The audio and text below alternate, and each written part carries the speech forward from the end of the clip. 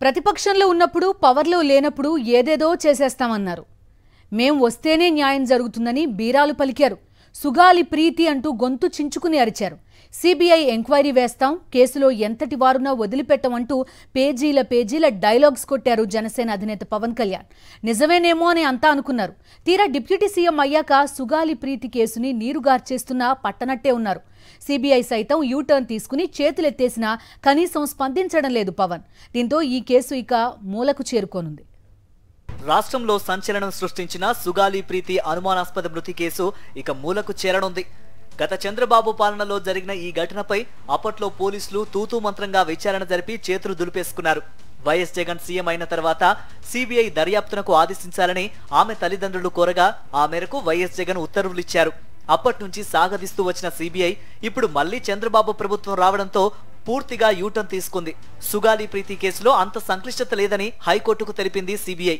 వనరుల కొరత కారణం చూపుతూ తాము దర్యాప్తు చేయలేమని తేల్చి చెప్పింది. ప్రీతి తల్లిదండ్రుల పిటిషన్ను కొట్టివేయాలని హైకోర్టును కోరింది. కర్నూలు నగర శివార్లలోని కట్టమంచి రామలింగారెడ్డి రెసిడెన్షియల్ స్కూల్ హాస్టల్లో 10వ తరగతి విద్యార్థిని సుగాలి ప్రీతి 2017 ఆగస్టు 19న అనుమానాస్పద స్థితిలో మృతి చెందింది. ఫ్యాన్ కి ఉరివేసుకుని చనిపోయినట్లు పాఠశాల యాజమాన్యం తల్లిదండ్రులకు చెప్పింది. తమ కుమార్తె ఉరివేసుకుని చనిపోలేదని, స్కూలు యజమాని కొడుకులు అత్యాచారం చేసి చంపేశారని తల్లిదండ్రులు సుగాలి రాజు నాయక్, పార్వతీదేవి ఆరోపించారు. కానీ అప్పటి సీఎంగా ఉన్న చంద్రబాబు అస్సలు పట్టించుకోకపోవడంతో జస్టిస్ ఫర్ సుగాలి ప్రీతి పేరిట సోషల్ మీడియాలో పెద్ద ఉద్యమమే జరిగింది. దీంతో దిగి వచ్చిన పోలీసులు SC/ST కేసుతో పాటు పోక్సో కేసు నమోదు చేశారు. తూతూ మంత్రంగా దర్యాప్తు చేశారు. అన్ని వైపుల నుంచి ఒత్తిడి పెరగడంతో స్కూల్ కరెస్పాండెంట్, ఆయన కుమారులను అరెస్టు చేశారు. ఆ తర్వాత కొద్ది రోజులకే బెయిల్పై బయటకు వచ్చేశారు. జగన్ ప్రభుత్వం అధికారంలోకి వచ్చిన తర్వాత సుగాలి ప్రీతి కేసును సిబిఐకి అప్పగించేలా ఉత్తర్వులు జారీ చేశారు. అంతేకాకుండా బాధిత కుటుంబానికి 8 లక్షల ఆర్థిక సాయం, 5 సెంట్ల ఇంటి స్థలం, 5 ఎకరాల పొలంతో పాటు ప్రీతి తండ్రి రాజు నాయక్ ప్రభుత్వ ఉద్యోగం కూడా ఇచ్చారు. అయినప్పటికీ జనసేన అధినేత పవన్ నానా రాద్ధాంతం చేశారు.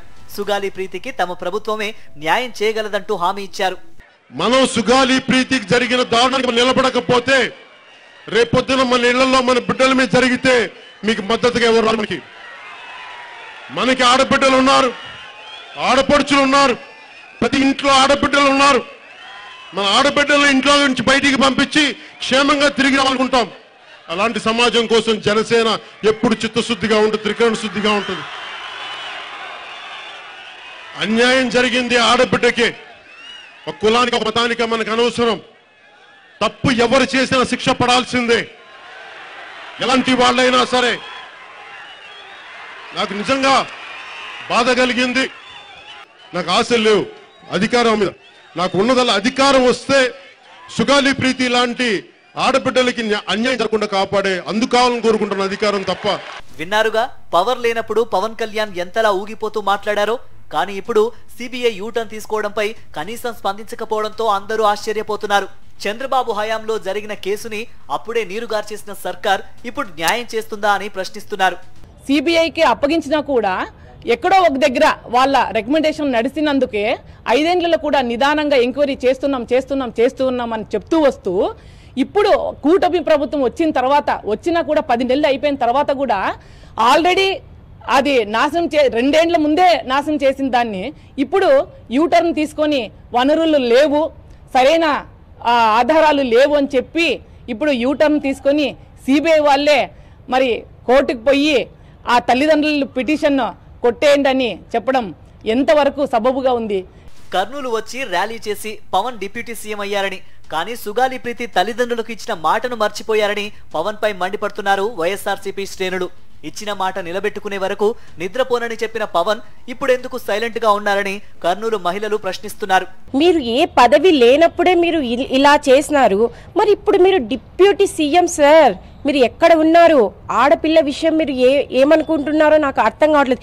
ఈ సుగాలి ప్రీతి కేసు నుంచే మీరు ఈ రోజు వన్ ఆఫ్ ద మెయిన్ మీరు డిప్యూటీ సీఎం కావడానికి కారణం. కానీ మీరు ఇప్పుడు పట్టించుకోకపోవడం, సిబిఐ కేసు ఇలా అంటే మాకు చాలా ఆశ్చర్యకరమైంది. మీరు ఏదో చేస్తారు అని ఎంతో నమ్మి మహిళలు మీకు ఓటేసి గెలిపించారు.